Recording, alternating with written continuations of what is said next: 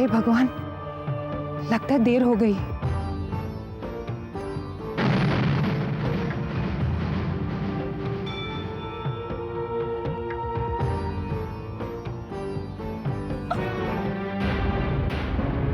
हम दोनों ने शादी कर ली है,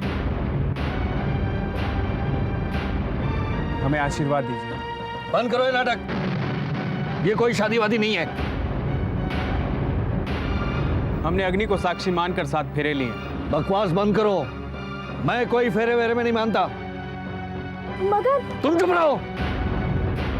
जिस रिश्ते में समाज की, माँ बाप की, परिवार वालों की मंजूरी न हो, वो रिश्ता कभी जायज नहीं होता, समझी? तुम्हारे पापा ठीक कहते हैं। और हम इस नाजायज रिश्ते को नहीं मानते जो तुम हमारे सर पे थोप रही हो। मगर ये मगर वगैरह छोड़ो और चलो हमारे साथ।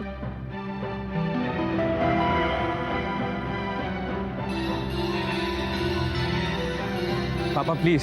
खबरदार जो तुमने मुझे पापा कहा तो। पर अब तो मैं आपका दामाद हूँ। मेरा कोई दामाद नहीं है। मेरी बेटी की शादी ही नहीं हुई तो दामाद कहां से पैदा हो गया?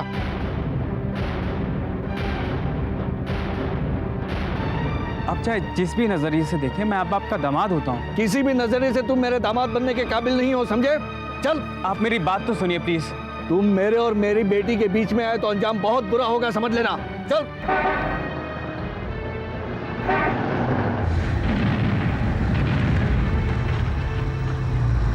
वो कौन आ रहे हैं? हाँ भाभी।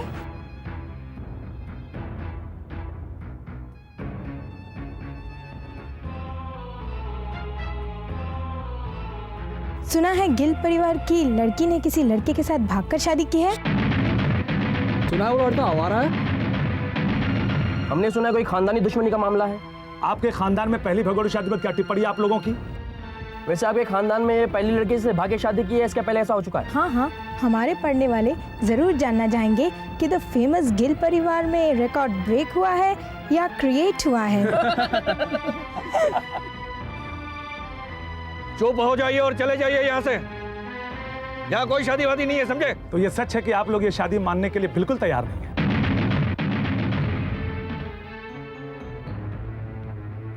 प्लीज देखिए, आप लोग गलत समझ रहे हैं। उनका कहने का मतलब था कि ये भगोड़ी शादी नहीं है। पता नहीं आप लोग कहाँ से ये बेबुनियादी रूमर सुन के आ जाते हैं। खेल खानदान शहर का इतना रेप्यूटेड खानदान है, यहाँ की लड़कियां भागकर शादी नहीं किया करती। अच्छा, तो फिर ये क्या है?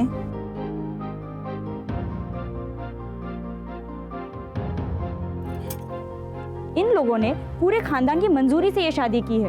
आप लोग खुद ही देख लीजिए, पूरा परिवार मौजूद तो है उन्हें आशीर्वाद देने के लिए।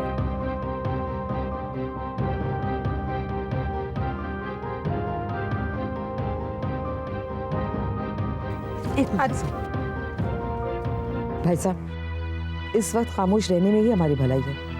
जो कुछ भी करना है घर जाके कर लेंगे। मगर भाभी ठीक कह रही है। राजन भाई साहब चुप हो जाइए ना। आप लोग आइए मेरे साथ।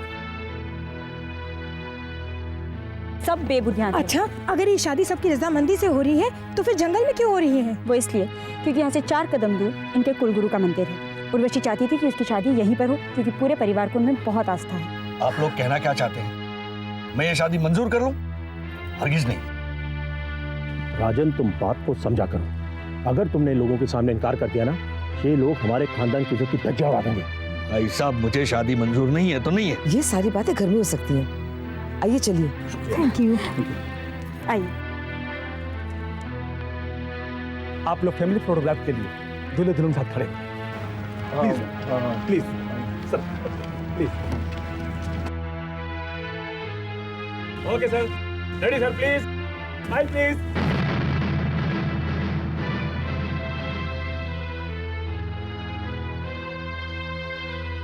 मल्लिका जी, यहाँ आए।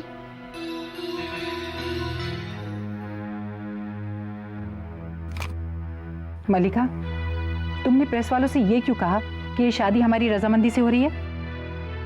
और क्या, कल सुबह के न्यूज़पेपर्स में तस्वीर के साथ छप भी जाएगा।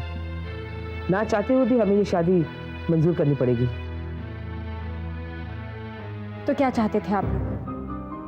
अखबारों में ये खबर छप जाए कि गिल खानदान की लड़की ने घर वालों की मर्जी के खिलाफ भागकर शादी कर ली है।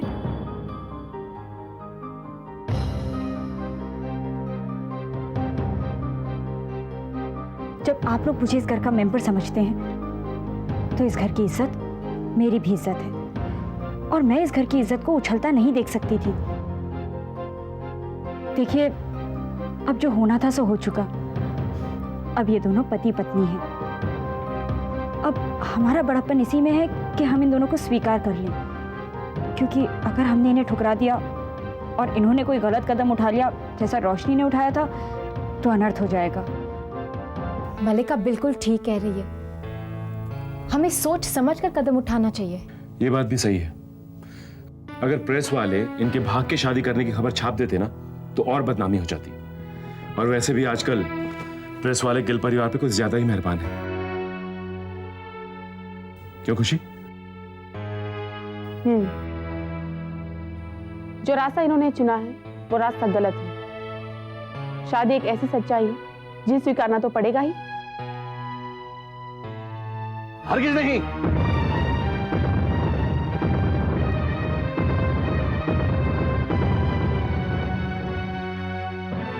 आप लोगों को भले ये शादी मंजूर हो, लेकिन मुझे ये शादी किसी कीमत पर मंजूर नहीं है। आप लोग इसे माफ कर सकते हैं, लेकिन मैं अभी इसी वक्त इससे रिश्ता तोड़ता हूं। मैं इसकी शक्ल तक देखना नहीं चाहता। पापा, खबरदार जो मुझे पापा कहा, आज से तेरा और मेरा रिश्ता खत्म।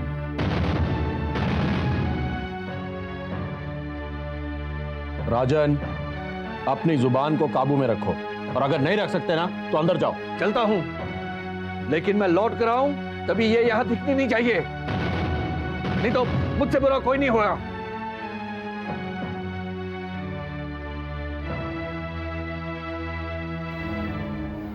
राजन ने भले ही ओवर रिएक्ट किया हो, लेकिन उसकी नाराजगी बिल्कुल जायज है।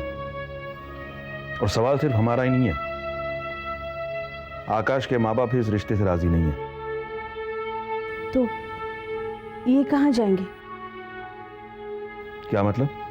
मेरा मतलब है ये यहाँ रह नहीं सकते, वहाँ आकाश के माता पिता उन्हें रहने नहीं देंगे, तो फिर ये जाएंगे कहाँ? मेरे घर।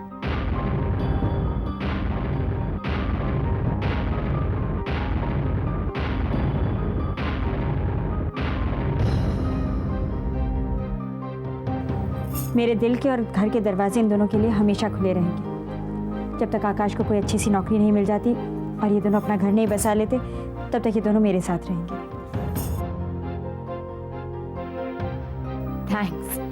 Thanks a lot Mallika. Sanjana please, मैं जो कुछ भी कर रही हूँ अपने लिए कर रही हूँ। मैं उर्वशी के लिए कुछ कर सकूँ, इससे अच्छा मेरे लिए क्या हो सकता है।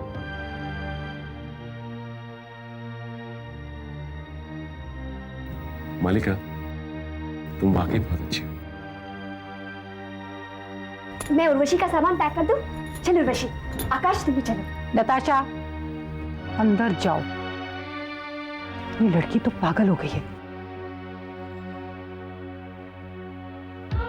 मैं आप लोगों से माफी चाहता हूं कि हमारी वजह से आपको दुख पहुंचा,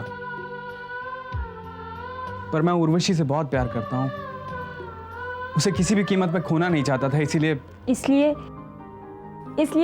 हम सब तुम्हें माफ करते हैं। क्या?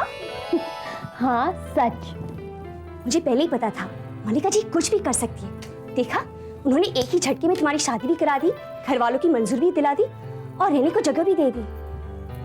एक तीर से दो शिकार करने वाले तो बहुत देखे, लेकिन 3 शिकार करने वाली वो तो सिर्फ हमारी मलिका मैम है।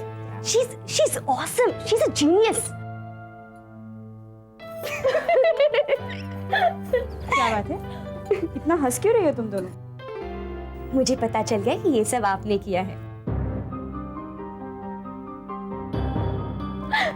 सॉरी भाभी, लेकिन नताशा मेरी सबसे स्वीट बहन है और मैं से कुछ भी नहीं छिपाती। फिर इतनी बड़ी बात कैसे छिपा सकती थी? लेकिन आप बिल्कुल फिक्र मत करिए, ये किसी से कुछ नहीं कहेगी।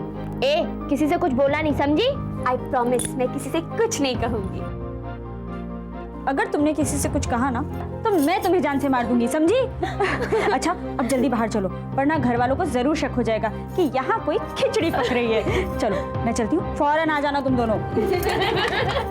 अच्छा सुनो, अगर अपनी चहेती भाभीियों को बताया ना कि मैंने उर्वशी को भगाकर उसकी शादी कराई है तो तुम्हारी खैर नहीं, ठीक है? मैं कुछ नहीं बोलूंगी भाभी। हाँ आई मीन मल्लिका जी।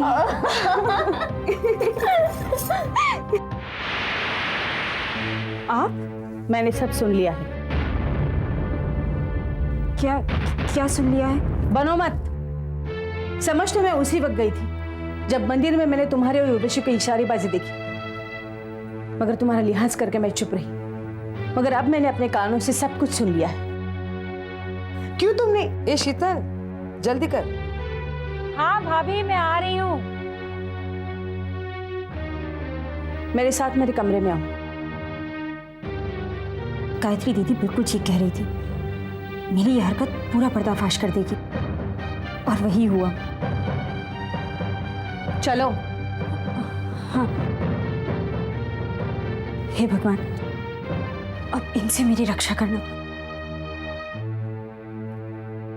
तुमने क्यों किया ये सब?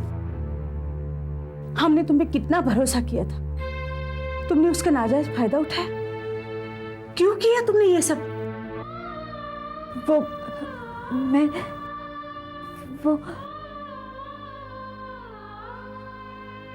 किसी ना किसी को तो बेकसूर और मासूम लोगों का साथ देना चाहिए ना। जब मुझे जरूरत थी तब किसी ने मेरा साथ नहीं दिया था, इसलिए जब मैंने उर्वशी को बेबस देखा तो मुझसे रहा नहीं गया। बिल्कुल अकेली पड़ गई थी, सबने उसका साथ छोड़ दिया था। ऐसे में क्या मैं भी उसका साथ छोड़ देती? मैंने वही किया जो मुझे ठीक लगा, वही किया जो आकाश और उर्वशी के लिए अच्छा था। उर्वशी के खानदान से आकाश को नफरत के सिवा कुछ नहीं मिलता। उस आकाश को जिसके बिना उर्वशी जी नहीं सकती।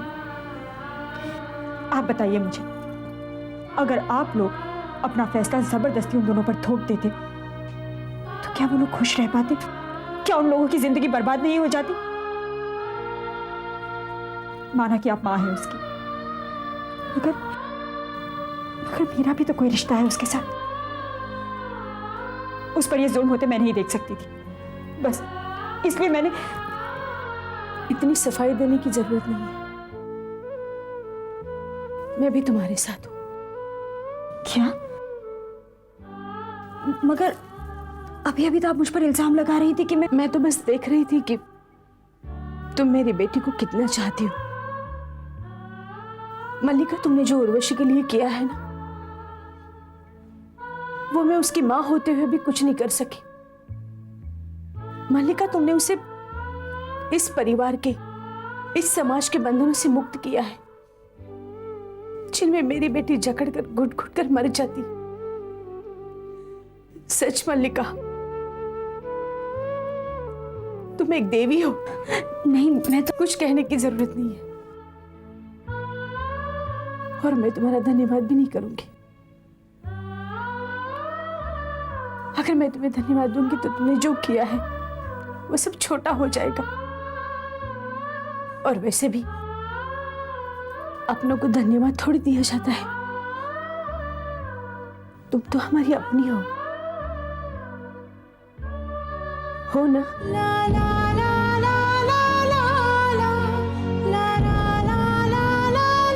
हाँ बेटा।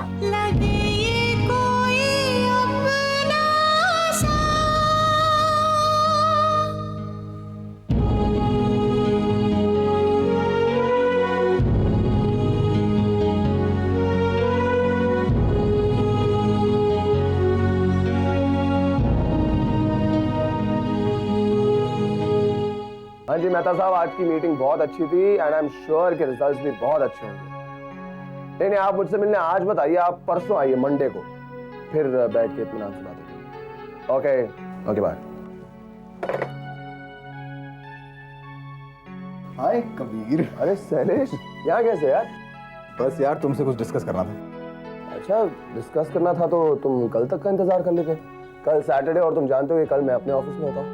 कह रहा अगर तुम आ ही गए हो तो बैठो और बताओ क्या डिस्कस करना चाहते हैं सर आप। अरे यार, वो जो इंद्रप्रस्थ एंटरप्राइजेस का टेंडर भरा था हम लोगों ने, उन लोगों ने हमें ये लेटर भेजा है। कुछ जानकारी चाहिए उन्हें। इंद्रप्रस्थ को जानकारी चाहिए? कैसी जानकारी? ढेर सारी जानकारी, हमारी कंपनी के बारे में, हमारी फाइनेंशियल पोजीशन के बारे में, हमारी कैपेसिटी के बारे में। ये लंबी चौड़ी लिस्ट भेजी है। हाँ, तो तुम इस बात को लेकर इतना परेशान क्यों लग रहे हो? अगर ऐसा है तो इसका मतलब ये बनता है कि वो लोग वाकई हमें ऑर्डर देने की सोच रहे हैं। तो हम उन्हें जो भी जानकारी चाहिए दे देंगे। पर कैसे? तुम तो सारा दिन यहाँ बैठे रहते, तुम्हारे पास तो इतना भी वक्त नहीं है कि तुम अपनी कंपनी की तरफ ध्यान दो। देखो शैलेश, तुम फाइल यहाँ छोड़ जाओ, मैं सारी डिटेल्स वर्कआउट करके जल्द से जल्द फाइल तुम्हारे पास पहुंचा दूंगा। और तुम्हारा यहाँ का काम, उसका क्या होगा? शैलेश, तुम उसकी चिंता मत करो, वो हो जाएगा। एंड फ्रैंकली स्पीकिंग, अगर हुआ भी नहीं ना तो मुझे कुछ ज्यादा परवाह है, क्योंकि मुझे SSK एंटरप्राइजेस से ज्यादा अपनी खुद की कंपनी प्यारी है। I know.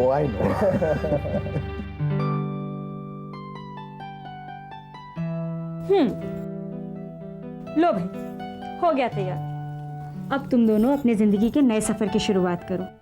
वो सफर जो तुम्हें हमेशा एक दूसरे का साथ देकर गुजारना है, एक दूसरे का हमसफर बनकर, एक दूसरे को प्यार देकर। मगर एक बात हमेशा याद रखना। क्या? यही कि कभी एक दूसरे को अपनी आंखों से ओझल मत होने देना, क्योंकि पलक झपकते ही हम सफर साथ छोड़ जाते हैं। हम आपकी ये बात हमेशा याद रखेंगे। और हम कभी भी आपके साथ को और आपके प्यार को नहीं भूलेंगे। अच्छा, मगर इस वक्त तुम्हें मेरे साथ की जरूरत नहीं है, और प्यार के लिए 2 जने काफी है, तीसरे को तो कबाब में हड्डी कहते हैं। तुम दोनों तो नए जोड़ी की तरह शर्मा रहे हो। हाँ? तुम दोनों तो नया जोड़ा ही हो। इससे पहले कि तुम मुझे धक्के मार के निकाल दो, शराफत से मैं खुद ही चली जाती हूँ। ये कैसी बातें कर रही हैं आप? कैसी? दिल दुखाने वाली। अच्छा, मगर इस वक्त तुम मेरे दिल का नहीं, आकाश के दिल का ख्याल रखो, ठीक है? ओ हाँ, सॉरी, वो गुड नाइट कहना भूल गई थी। Good night. Good night.